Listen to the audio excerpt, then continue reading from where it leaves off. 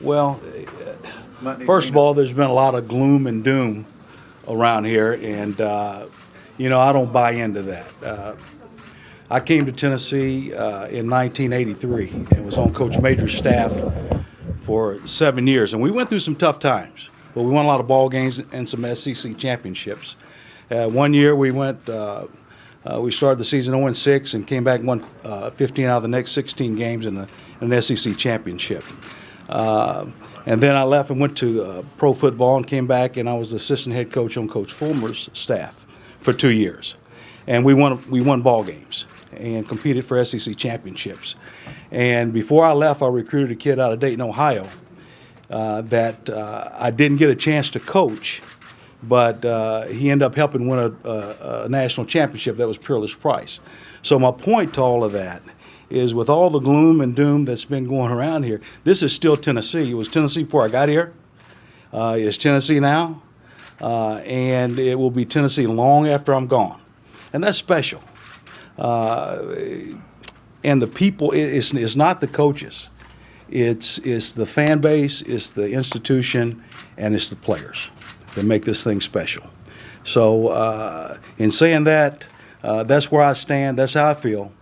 And so it's not gloom and doom. We're going to make the best of this situation. We're going to have some recruits in this weekend, and it's full speed ahead. And whoever Mike decides to go with, we'll make the best of it. I'm glad to be here. I can't foresee the future of what's going to happen, but right now I'm glad to be at Tennessee. What was your message to the players yesterday, number one? And secondly, do you consider yourself a candidate for the job? Well, I was told I am. So, yes, to answer that question. My message to the team is that this is life. You're going to have things that pop up that you don't quite know how to handle, and bumps in the road. That's part of life. I was recruiting a kid down in Miami, and he said, "Coach, I want to go where there's no drama, man. Where there's no." I said, "Well, hey, when you find that place, let me know." Life's not like that. You're gonna have things that happen, and the successful people are the ones that can adjust and make the best out of the situation that they're in. So that's what I told them. That's what they're going to have to do, and they'll be fine. And I plan on talking to some more mamas and daddies. I've talked to some, and that's the message I'm going to give them. And if they came here because of an assistant coach or the head coach, you fall in love with people. That's fine. But the beauty of this place is the traditions. What Tennessee football means to the people in this state, and those are the things that I embrace. And now I'm a Tennessean, so I'm biased, but I think the kids that we have here, no matter where they're from, the longer they stay, they'll begin to realize how special this place is. Kippy, my original question was, is this a job that you would want? And did Coach Kiffin talk to you about possibly going with him out to L.A.? He talked to my wife. She got no. I'm not going to L.A. I'm not an L.A. guy. I think that I'm a legitimate candidate for the job. I do, and the reason I say that is I'm very confident in my ability to coach, to recruit. I've proven that when I was here before. I've coached at Tennessee on SEC championship teams. I've gone into out-of-state areas and brought back All-American recruits. So I've been there, done that. So I feel very confident in my ability to get it done. And yes, I think I'm a legitimate candidate. What's your message to the fans who were, kind of on panic mode since about 9 o'clock last night? Just what I said at first. Embrace Tennessee. This is Tennessee. It's not about one coach. That's not what this thing's about. Tennessee was great under Coach Majors. Coach Fulmer won a national championship. Coach Dickey had success. Coach Battle, on and on. Tennessee's going to be here long after we're gone, and it's going to be successful. And so we embrace the traditions, what it means to be a volunteer. and enjoy it. It's going to be a great experience for those guys. They don't know it yet, but they'll figure it out. What do you think it takes to build a successful program in Tennessee?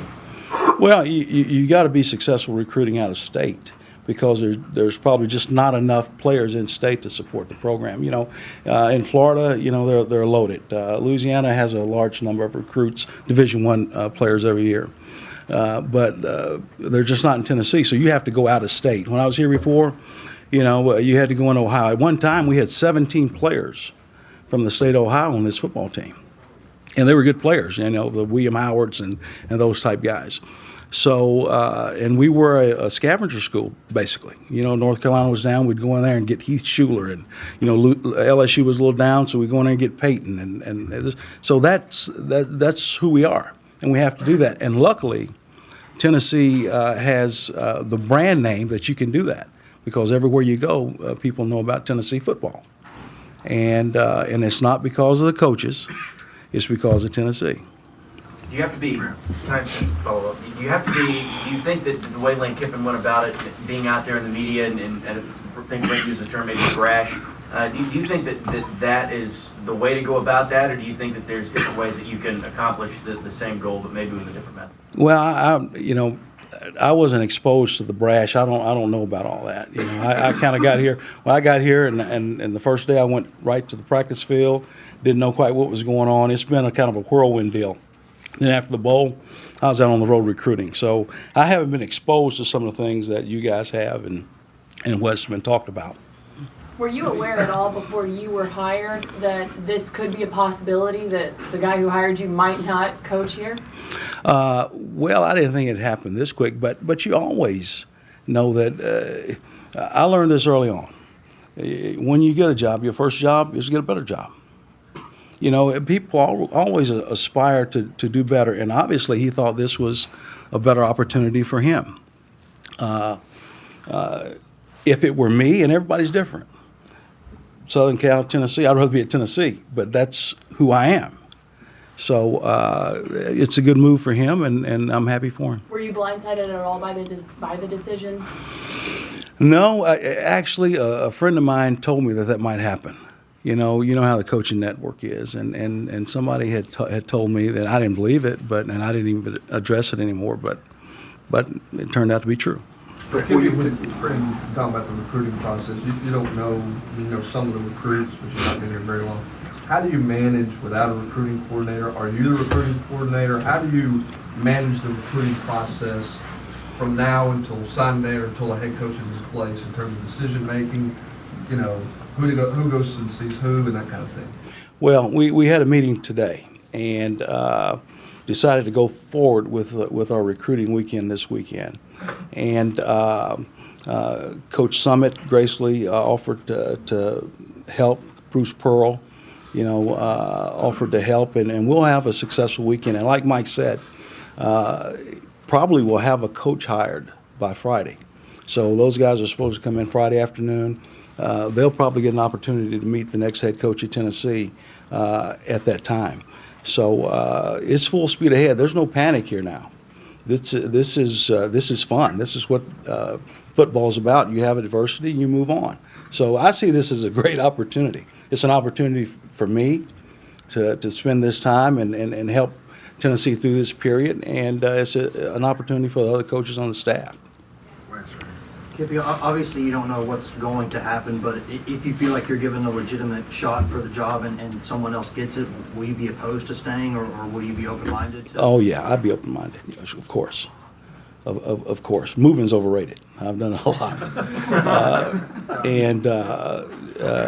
Of course I would. But, sometimes when you interview for a job, the head coach coming in, maybe sees that as a threat. I don't know. I don't know who it's going to be. But I came here to Tennessee because I'm familiar. I like it, and I'd like to stay. Have y'all been in contact with all the commitments? Mm-hmm.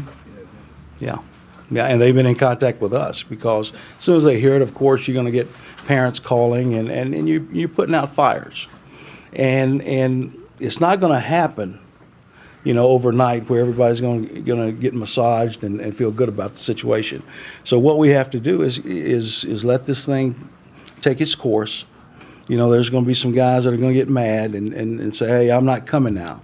But then you hire a head coach and get him in place, and then all of a sudden Tennessee looks good again. And so that's where we are right now, and it's just going to take a little time until we get a head coach in place to massage those feelings that they have. If there's not a head coach in place by Friday, will certain people be designated to help recruit on the staff if you don't have 7? Oh yeah. We're all going to do it together. Lance Thompson, myself,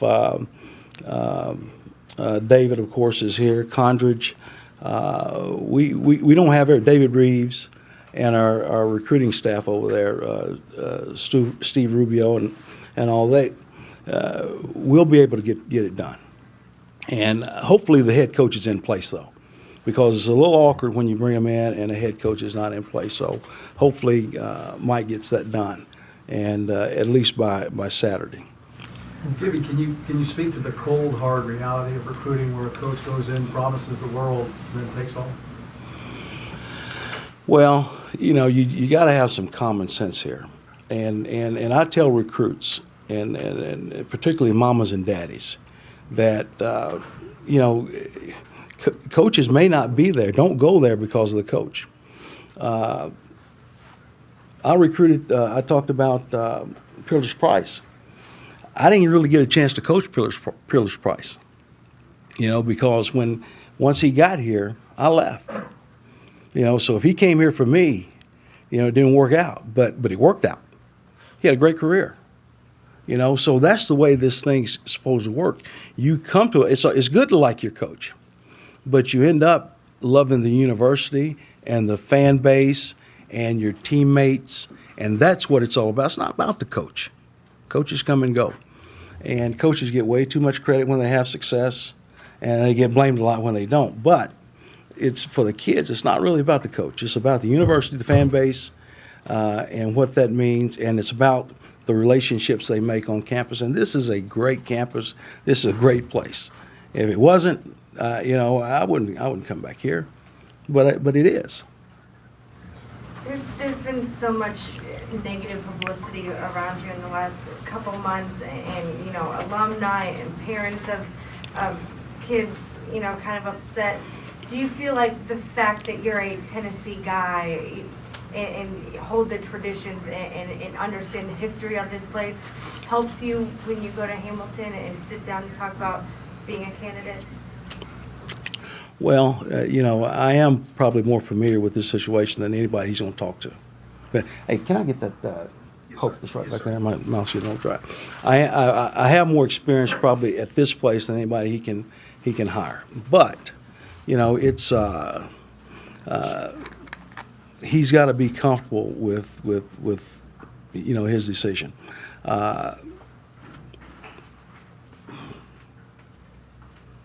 No. Coach, you said you obviously met with the team last night, and you've had a little bit of contact with recruits to be coming in the summer. What about for those midterm guys? Have you had any bit of extra time with them, maybe this morning or this afternoon? Some of these guys, been here only a few days.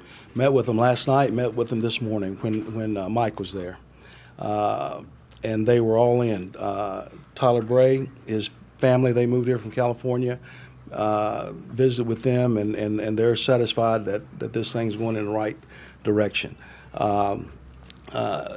Again, there's going to be some feelings there, but for the most part, I think that once we sit down and talk to the mothers and fathers and loved ones and the kids, and Mike did a great job with them this morning, and he was right. Tennessee is Tennessee.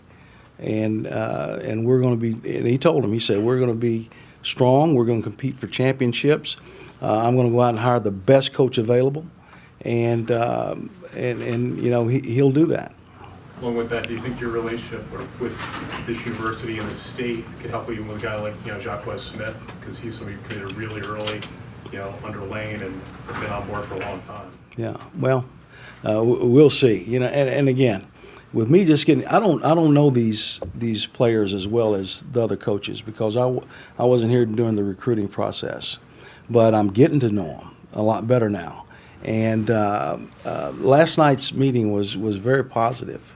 I mean, every one of those guys came up and say, "Hey, Coach, thank you," because they were mad. And sometimes when you're young, you look for things to be mad about, and you just have to explain that, hey, welcome to life. But that's the way this deal is. You're going to have bumps in the road, but how you react to those bumps is what separates you from being successful or unsuccessful. Lane Kiffin and Ed Orgeron have obviously proven to be shrewd recruiters. Do you think they will go after the entire UT commitment list when the dead period has been lifted? Well, I don't know that they can. When you start talking about going to California to some of these recruits, then that's a different deal. It's all what their culture is, and some kids can do it. They can go from East Coast to West Coast, and they have no problem. But not. It's been my experience that not many can do that. Now there are some kids out there right now that we may get, despite or because Lane's gone. That's a possibility. There's some kids that said, "Hey, we weren't coming there because of Coach Kiffin. We were coming there because of Coach Thompson." Or we're coming there because of you, Coach. So that thing works both ways. It's just Lane took those guys, and if there's a kid that was coming here because of Monty, we're going to struggle. But there's a lot of them that were coming here because of Coach Chaney and Coach Thompson and Willie Mack Garza and some of the guys that are still here. So we're going to be okay. What's the top priority and message that you're going to give to not only your team you have right now, but your recruits that you get to interact with? Well, hopefully, there's not going to be a message till a head coach is in place. We're just managing the thing and making sure that we're on schedule and we're, guys are going to class, guys are lifting weights and that kind of thing. Until we get a head coach in place, it's hard to give anybody any philosophy. It's going to be the head coach that has to establish what his philosophy is and how we're going to go about things. One more? Anybody else? All right, Kippy. Okay.